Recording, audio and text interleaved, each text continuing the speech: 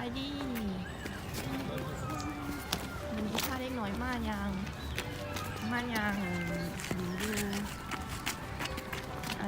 ดูปักอากาศดีสอกบอลจอดเกือบเศร้านาทีจริงได้อนุรักษ์กูเลยลูกดีใจอากาศดีเหมือน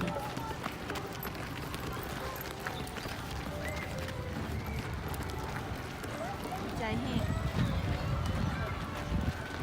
เป็นปักไก่เพื่อนขี่รถมาประมาณต้องเชื่อว่าประมาณ15 นาทีขี่รถประมาณ15 นาทีชั่วโมงมันมากพอดี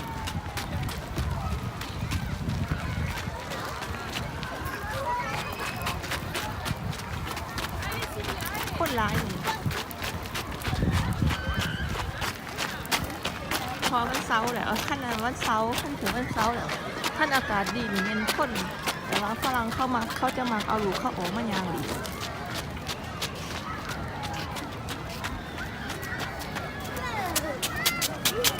เพราะว่าย่ามหนาวสิเบิดแล้วถ้าย่ามหนาวอยู่ในยุคเพื่อนขั้นห่อนทุกแต่ว่าเข้ามาออกมายาง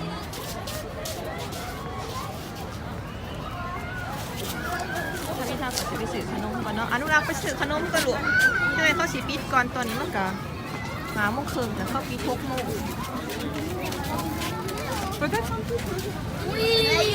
ยูพี่ลูกสต็อกเกอร์อีซี่ล่ะ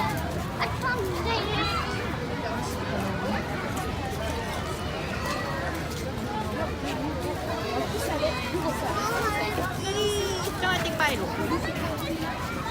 อย่าไปขี้ก่อนเหรอไป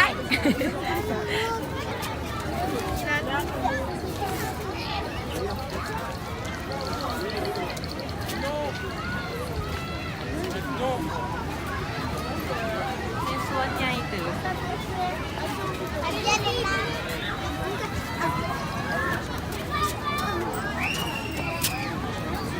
ดีใจให้เด็กหน่อยอัพโอ้โมเลนไปเล่นมาที่หนูมายืน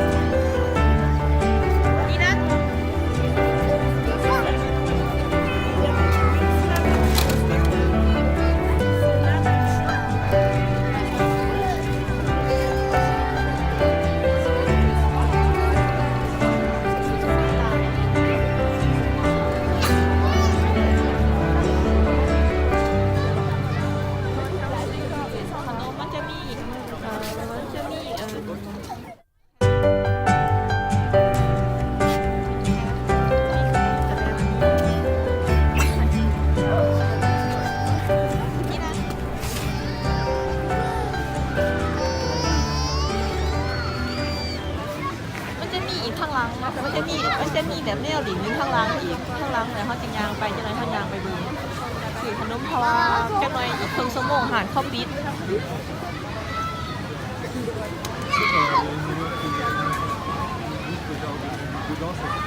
Elle vient en danse et tout, elle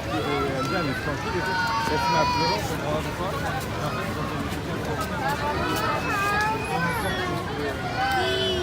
quand elle parlait, tout ça. Et elle nous จะหน่อยวิ่งจะหน่อยเข้าไปสีขี้โอ้คนร้าย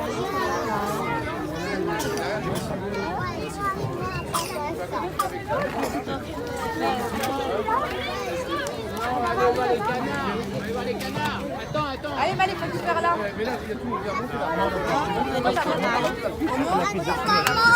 นี่ก็คือทาอยู่ลูก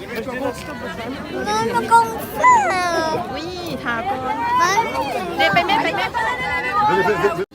สุดท้ายอนุรักษ์จะได้ขึ้นแล้วทาเกือบ15 นาทีตัวใหญ่ก็ลดแล้วเวลาเลย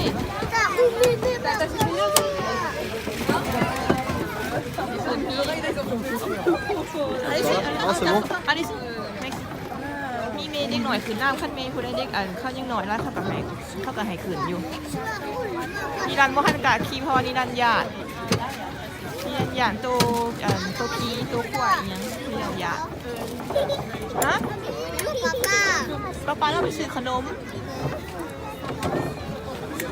นี่ด้านขาอายอีโน่บอกกะเขาไปนี่ด้านปินว่านี่ไงลูก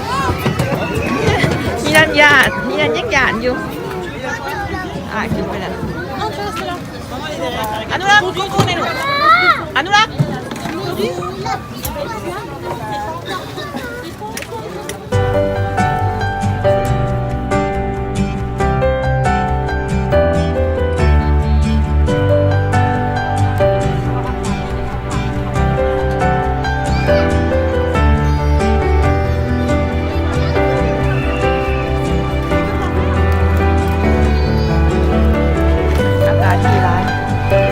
กับว่าท่านแบบว่าหอนพี่ว่าท่านว่าหอนเป็นประมาณ16 องศาหมดแล้วหอมมันยางอยู่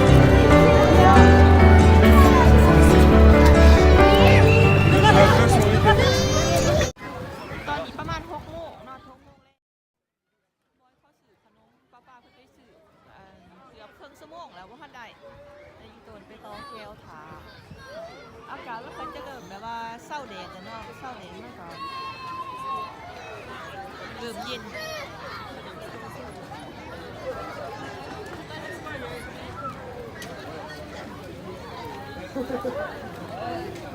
น้ำตา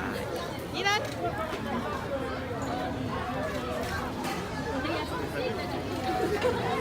โอ้สุดท้ายไหนมาแล้วไปยืนหาเล็กซุกนาทีเกือบ30 นาทีเนาะไหนมาแล้วแค่ว่าลูก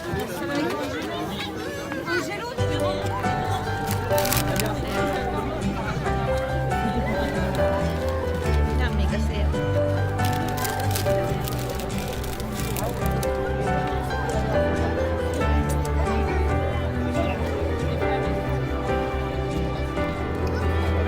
นี่นะ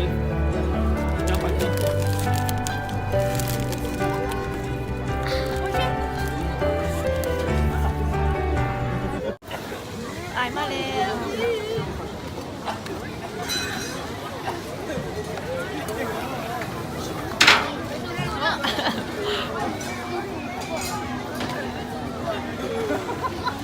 เนี่ยพันกับแดดลุกมาแล้วอากาศเริ่มเย็นขึ้น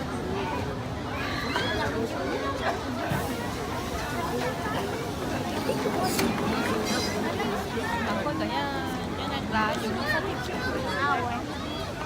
เครื่องหนีร้ายเนี่ยด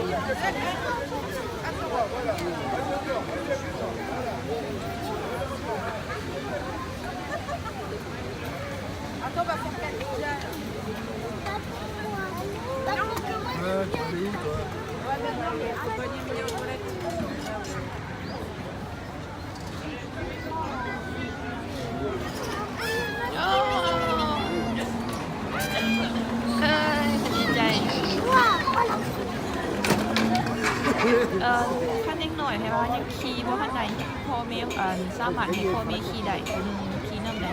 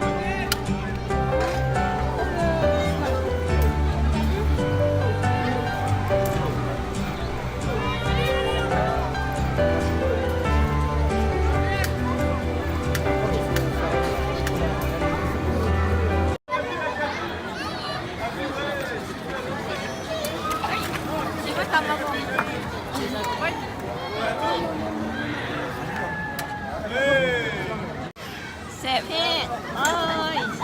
กิน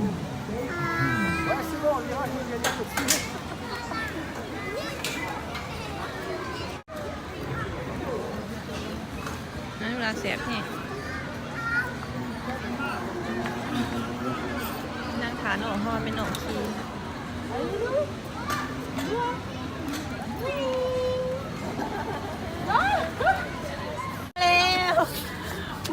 อกวะให้วะ Ouais. ไม่ยอมโลกอีกวะไม่อยากเมื่อวะลูก